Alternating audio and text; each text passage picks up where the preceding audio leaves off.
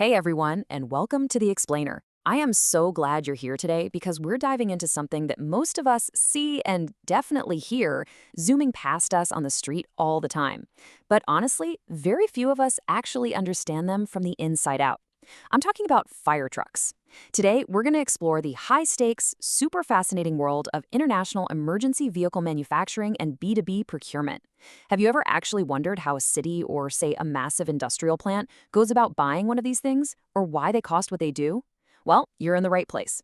We're going to break down the economics, the engineering, and the incredibly complex supply chains that literally bring these life-saving machines to life. Here's a quick look at our roadmap for today. We'll start with the cost of emergencies, move into the anatomy of a fire truck, discuss matching the truck to the hazard, and wrap up with the global procurement process.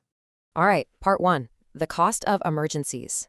So when procurement managers and fleet operators sit down to buy a fire truck, they aren't just, walking onto a car lot and picking a shiny one off the shelf. Think of it way more like ordering from a highly specialized technical menu. A fire truck's price is never static. It's totally customized based on the specific operational hazards a city faces, and of course, there's strict budgetary constraints. The financial stakes here are massive. Even based on standard export configurations from Chinese OEMs, the prices just swing wildly depending on what you need it to do. For example, a small water tank truck, something designed to navigate really narrow urban streets, might run you anywhere from $35,000 to $70,000, which honestly is a relatively modest investment for a municipal fleet. But if you need an aerial platform truck, the kind that is absolutely vital for high-rise building operations, that can command anywhere from $180,000 to $500,000. That staggering difference comes down to the raw materials, the customized engineering, and the specific component integration. But here's the kicker. Those numbers, those are really just baseline figures for standard models. As you start looking at the building blocks, final procurement costs inevitably climb. Why? Because the base commercial chassis is literally just your starting point. The real costs are driven by the custom-engineered superstructure that sits on top of it. If a fleet decides they want to integrate imported components, or they require super strict international compliance testing, or they add advanced pump control systems, well, that baseline price tag is going to jump significantly. Let's move on to part two, anatomy of a fire truck. So what exactly are those components that drive up the price? We're going to literally pop the hood and deconstruct this apparatus piece by piece. The very first menu choice a fleet manager has to make is the underlying chassis platform, and this is a massive cost driver. You have two main routes here. You can opt for imported platforms like Isuzu or Scania. Now, these give you premium, highly reliable powertrains and established global service networks. But as you'd guess, they come with a hefty price tag. On the flip side, domestic platforms from Chinese OEMs, brands like Dongfeng, FAW, Shackman, or Sinotruk, are highly economical. They deliver incredible heavy-duty payload capacities at just a fraction of the cost of their European equivalents. So right out of the gate, it's this intense balancing act between premium global support and raw economical power. Next up, we have to talk about how a fire truck actually, fights fire. Let's break down a little bit of necessary jargon here. PTO, or power takeoff. This is a brilliant piece of engineering. The PTO is a critical unit that physically transfers the rotational energy from the vehicle's massive engine transmission and redirects it straight into the water pump. Basically, without the PTO, you just have a really heavy truck. With it, you have a high-powered water delivery system. So the crucial point here is that once that engine energy reaches the pump, the type of pump matters immensely. If you use a standard domestic centrifugal pump, you're keeping overall costs really low while still delivering totally adequate pressure for your basic firefighting needs. However, if you upgrade to imported brands like Waterous, Hale, or Darley, the vehicle price shoots up. But look at what you're actually gaining. You get strict compliance with international safety standards like EN 1846 or NFPA 1901, and crucially, you get higher flow rates and sustained reliability. If your crew is out there doing multi-hour pumping operations at a massive blaze, you absolutely want the peace of mind that a premium pump provides. And then there's the tank itself. The material you choose directly impacts both your upfront cost and your long-term maintenance cycles. Let's run down the menu. Carbon steel is highly cost-effective initially, but beware because it requires really aggressive anti-corrosion maintenance to prevent rust inside the tank. Aluminum alloys are fantastic because they're lightweight, which actually improves the vehicle's payload capacity. Then you have stainless steel, specifically 304 or 316L. That is basically non-negotiable for foam tanks and industrial setups where you need extreme chemical resistance. And finally, there's polypropylene, or PP. It commands a premium price upfront for sure, but it delivers exceptional, totally rust-proof longevity. It eliminates internal tank scaling entirely. If you're operating in a humid or coastal environment, spending more on PP now is going to save you massive maintenance headaches later on. Okay, part 3, matching truck to hazard. Now that we know how they're built, we need to understand how they're actually deployed out in the real world. Failing to perform an accurate hazard analysis before ordering a truck leads to incredibly dangerous and costly equipment mismatches.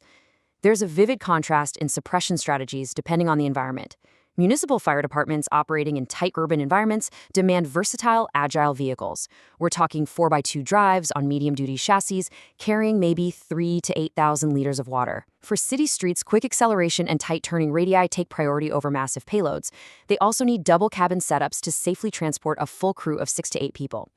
But industrial and petrochemical facilities, that is a whole different beast entirely. Chemical fires demand massive, high-expansion foam deployment. These heavy-duty juggernauts require robust 6x4 or 8x4 drives to handle the immense weight, complex foam proportioning systems, and high-velocity remote deck monitors. Just to emphasize the sheer scale of those industrial trucks, their fluid capacities can reach staggering numbers, sometimes exceeding 30,000 liters. I mean, just think about that payload for a second. The manufacturing scope of a proficient OEM has to be incredibly flexible. They have to be able to build a compact 3,000-liter response unit one day and a massive 30,000-plus-liter rolling reservoir the next, engineered specifically to combat extreme thermal radiation from a completely safe distance. Finally, part 4, the global procurement process. So how does a city or a massive company actually go about buying one of these incredibly specialized, custom-engineered machines? Let's walk chronologically through this intense B2B workflow. It always starts with a highly detailed request for quotation, or RFQ, where buyers provide their precise operational parameters, hazard analyses, and compliance requirements. Step 2. A reputable OEM generates detailed technical drawings to confirm the crucial physics, things like weight distribution and axle load limits. Once that's approved, Step 3 is the custom production itself, which includes torsion testing and anti-corrosion coatings. And finally, Step 4 is mandatory factory acceptance testing, or FAT. Before a truck ever ships out, inspectors rigorously verify pump discharge rates, electrical system stability, and they even test maximum braking distances under full fluid payload conditions. I mean, lives are literally on the line here, so the testing is relentless. So you might be wondering, how long does all that actually take? Well, standard production takes about 45 to 90 days. But for highly complex configurations, say a 60-meter aerial ladder platform, an airport crash tender, or a custom high-capacity foam truck, that can easily push manufacturing lead times to 120 days or more. And once it's finally manufactured and tested, there's the massive logistical undertaking of actually shipping a multi-ton vehicle across the ocean. These heavy emergency vehicles are typically exported globally via roll-on/roll-off maritime vessels, commonly called RoRo, or on specialized flat rack containers. The manufacturer has to coordinate this complex maritime logistics puzzle, making absolutely sure that comprehensive operation manuals, maintenance schedules, and vital customs documents all travel with the vessel. And what is the payoff for all this incredibly careful planning, engineering, and logistics? Up to 20 years. That is the impressive operational lifespan of these heavy-duty machines when they're sourced from experienced, reputable OEMs and properly maintained. But a quick caveat. To hit that 2-decade mark, fleet operators must also secure reliable spare parts contracts locally. You have to ensure things like filters, pump seals, and electrical relays are always in stock to prevent dangerous fleet downtime. So, after exploring the engineering, the intense hazards, and the hard economics of these incredible machines, I want to leave you with a quick thought to ponder. Put yourself in the shoes of a fleet procurement manager, trying to balance public safety with economic realities.